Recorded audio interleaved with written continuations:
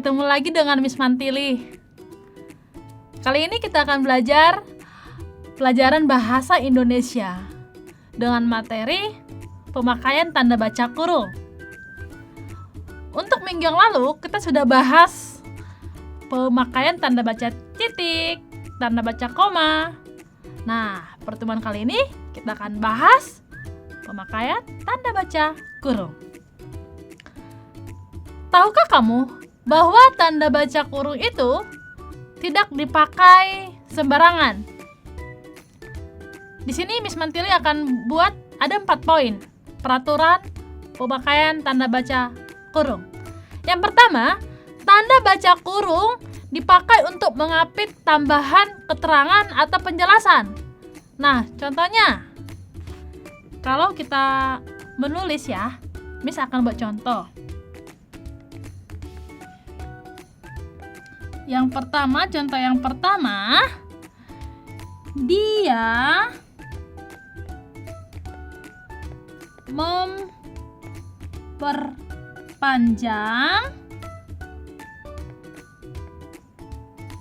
dia memperpanjang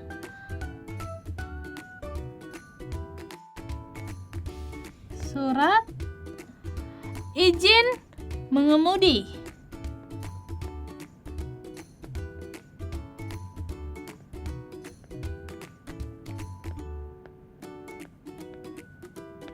Buat tanda kurung, buka kurung.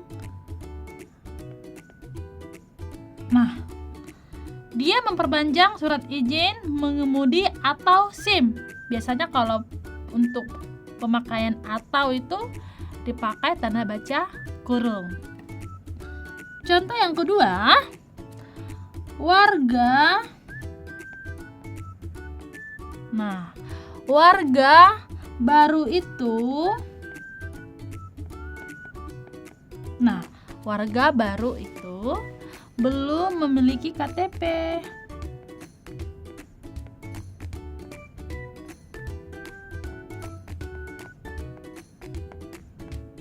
KTP atau kartu tanda penduduk. Tutup kurung.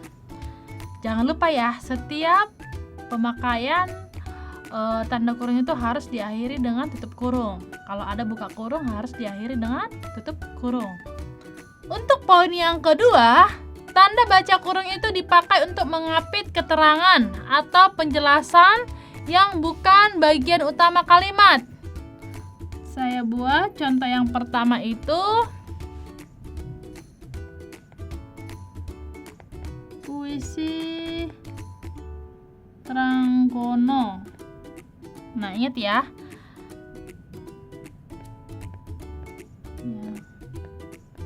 Berjudul. Jangan lupa buat tanda petik untuk pemakaian judul, penulisan judul. Nah, lalu buat buka kurung.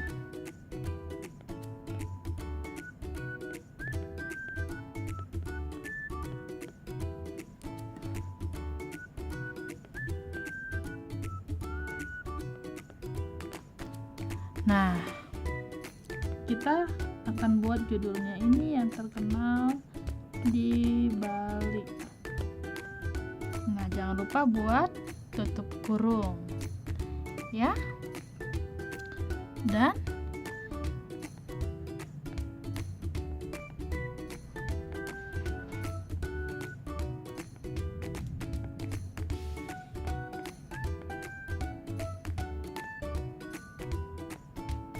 untuk contoh yang kedua, Miss akan buat ya contoh yang kedua.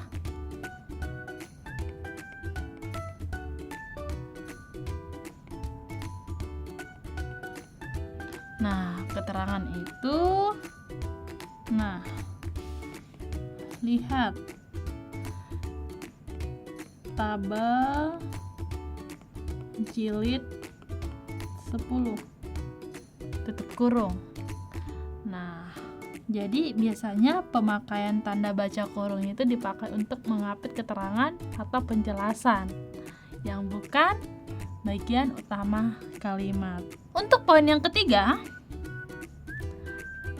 tanda baca kurung itu dipakai untuk mengapit huruf atau kata yang keberadaannya di dalam teks dapat dimunculkan atau dihilangkan. Contohnya yang pertama, dia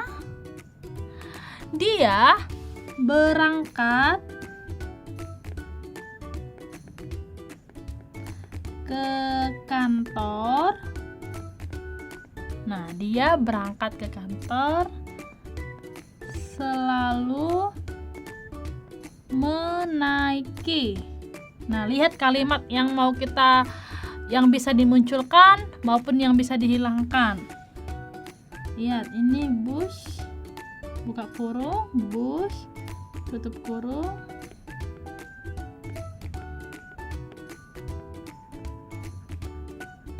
Nah, dia berangkat ke kantor selalu menaiki, buka kurung, bus, tutup kurung, Transjakarta. Nah, contoh yang kedua, pesepak bola ke-6 itu berasal dari kota Padang.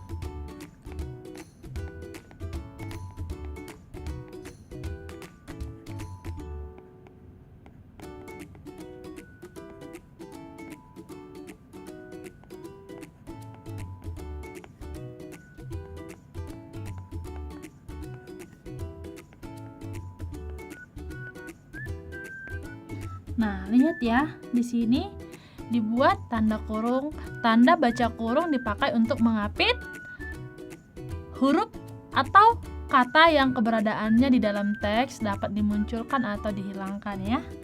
Nah, kota ini bisa dihilangkan, bisa dimunculkan, kata bus juga bisa ya.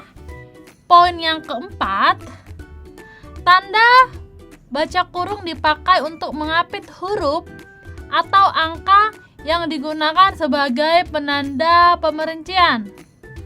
Contoh, faktor produksi menyangkut. Yang pertama, faktor produksi menyangkut. Nah, menyangkut A, bahan baku,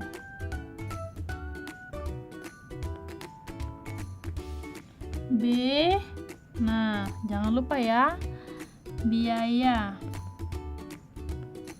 Nah, biaya produksi. Nah, yang C,